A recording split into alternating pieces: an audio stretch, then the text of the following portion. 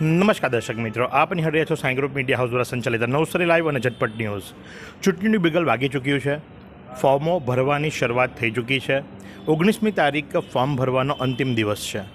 અત્યાર સુધી તો બે મુખ્ય ગણાતી પાર્ટીઓમાંથી એક પાર્ટીના ઉમેદવારોની ઘોષણા ક્યારે નહીં વાતો ચાલતી હતી. નૈસદ દેસાઈને નિમી દેવામાં આવ્યા છે કોંગ્રેસ દ્વારા, અને 18મીએ પાટીલ તો લગભગ 19મીએ નૈસદ દેસાઈ પણ દાંડી યાત્રા કરીને પોતાનું ફોર્મ ભરવાના છે. આ બે મોટી પાર્ટીઓની વાત થઈ, પણ તે સિવાય પણ જ્યારે 25 લોકસભાની ચૂંટણી ચાલવા જઈ રહી છે તો ત્યારે અન્ય ઉમેદવારો પણ પોતાના ફોર્મ ભરી રહ્યા છે. ફોર્મ ભરવાની તારીખ શરૂ થઈ ચૂકી છે અને આજે ત્રીજો દિવસ છે.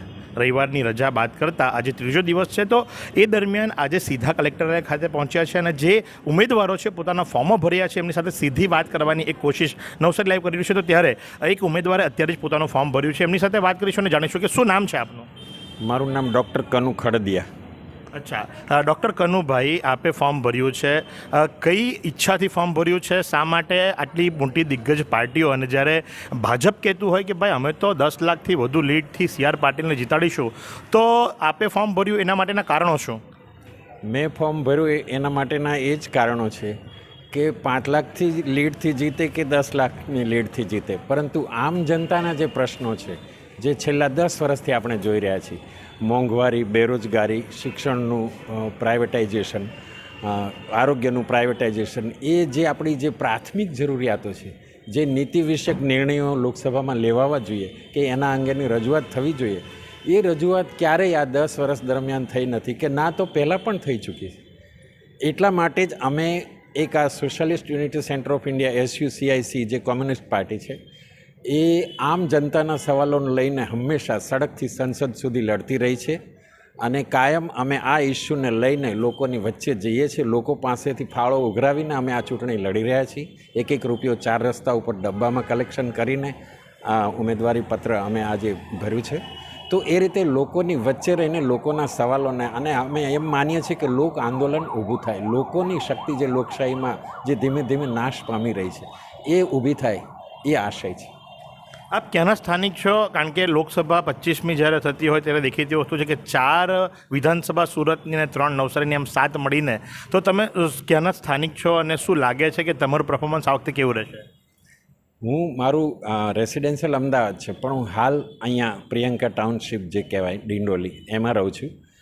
અને અહીંયા અમે વર્ષોથી કામ કરીએ છીએ. જે મજૂર જે વિસ્તાર છે આખો, અને જે સ્થળાંતરિત મજૂરો છે, ખાસ કરીને જે 15 લાખ મજૂરો અહીંયા વસી રહ્યા છે, જેમના ઉપર સુરતની આબાદી છે, એમની વચ્ચે અમે વર્ષોથી કામ કરીએ છીએ. છેલ્લા 35 વર્ષથી અમારી ઓફિસ ડિંડોલી પ્રિયંકા ટાઉનશીપમાં છે. અને આમ જનતાના એ જે સવાલો છે એને લઈને અમે મોંઘવારી માટે હંમેશા લડતા રહ્યા છીએ. ચોક બજાર હોય કે અન્ય 4 રસ્તા ઉપર, 5 પોઈન્ટ ઉપર, ત્યાં અમે આંદોલન કરતા રહ્યા છીએ ધરણાના રૂપમાં. શું તમે શાંતિથી ઊભા રહીને વિચારો છો? કંઈ ખબર પડે છે કે નહીં ક્યાં સુધી આપણે ભાડાના મકાનમાં રહેવું છે? હવે તો પોતાનું ઘર લઈએ ને, અને એના માટે લોન કરવી પડશે. તો વિચારો કે કઈ રીતે લોન કરાવશું. આટલી બધી ચિંતા કરવાની શું જરૂર છે? આપણી પાસે હિરલભાઈ પસ્તાકિયા છે. હિરલભાઈ પસ્તાકિયા કે જેઓ BOB, SBI જેવી રાષ્ટ્રીયકૃત બેંકોમાંથી ઓછા વ્યાજે આપણને હોમ લોન અપાવશે, એટલે કોઈ ટેન્શન લેવાની જરૂર નથી. મારી હિરલભાઈ સાથે વાત થઈ ચૂકી છે અને હિરલભાઈએ મને કીધું છે કે મહેશભાઈ, કોઈ ચિંતા કરવાની જરૂર નથી. ડોક્યુમેન્ટ્સ આપો અને લોન મેળવો, એ પણ ઓછા વ્યાજે અને રાષ્ટ્રીયકૃત બેંકોમાંથી. તો તમને પણ કહી દઉં છું કે જો તમારે હાઉસિંગ લોન લેવી હોય તો કોઈ ચિંતા કરવાની જરૂર નથી. સ્ક્રીન પર દેખાતા નંબર ઉપર હિરલભાઈનો સંપર્ક કરો. આપને પણ ઓછા વ્યાજે અને રાષ્ટ્રીયકૃત બેંકોમાંથી સીધી હોમ લોન મળી જશે.